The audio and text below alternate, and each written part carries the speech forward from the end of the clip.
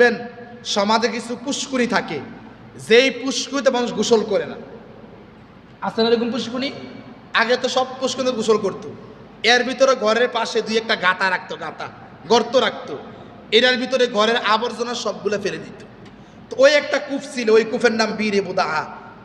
ওই কূপে মানুষ সমস্ত নেকড়াগুড়া, মহিলাদের অপরিচ্ছন্ন নেকড়াগুড়া, মানুষের অপরিচ্ছন্ন যে কাজগুলো আছে, বস্তুগুলো আছে, এই সবগুলোকে ওইখানে ফেলতো। ওই আবু জেহেলকে হত্যা করার পরে আবু জেহেল মক্কার নেতা, তার লাশটা কই দাফন করবে? তখন রসুল বলছে দাফনের কোনো চিন্তাই করা যায় না। এই নিকৃষ্ট জানোয়ার, এই নিকৃষ্ট বস্তুটাকে তোমরা, নিকৃষ্ট বস্তু যে কূপের মধ্যে ফেলে দেওয়া হয়, ওইখানে তোমরা ফেলে দাও।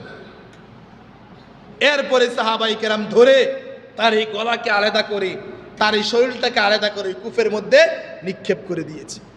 তখন নবীজি কূপকে সম্বোধন করে বলছে, হায় কূপ, তোর ভিতরে যাকে ফেলে দিলাম, এদেরকে সম্বোধন করে বলছে, বুঝো আজকে আমি হোক না তুমি হোক, এখন তোমার দুটো চক্ষু নাই।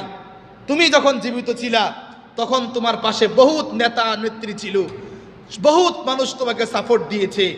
আজকে আল্লাহর ঘরের বেয়াদবির কারণে, হককে অপছন্দ করার কারণে আজকে তোমার কি পরিণতি, আজকে তুমি সেখানেই বুঝো।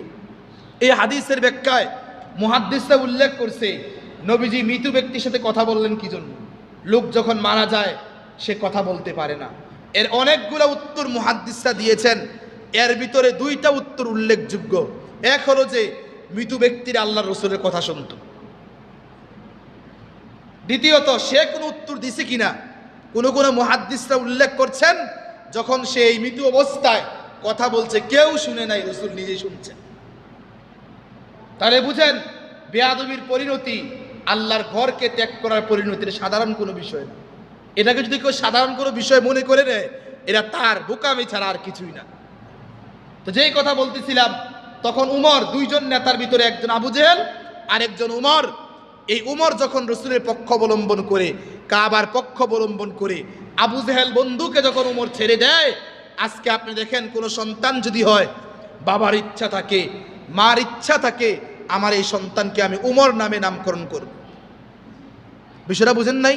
আবু বকর নামে অনেক সন্তান আছে, উমরের নামে অনেক সন্তান আছে, উসমানের নামে অনেক সন্তান আছে, ইসলামী সিফাসিলার খালিদ ইবনে ওয়ালিদের নামে অনেক সন্তান আছে, কিন্তু আবু জেহেল নামে কোনো সন্তান নাই, কোনো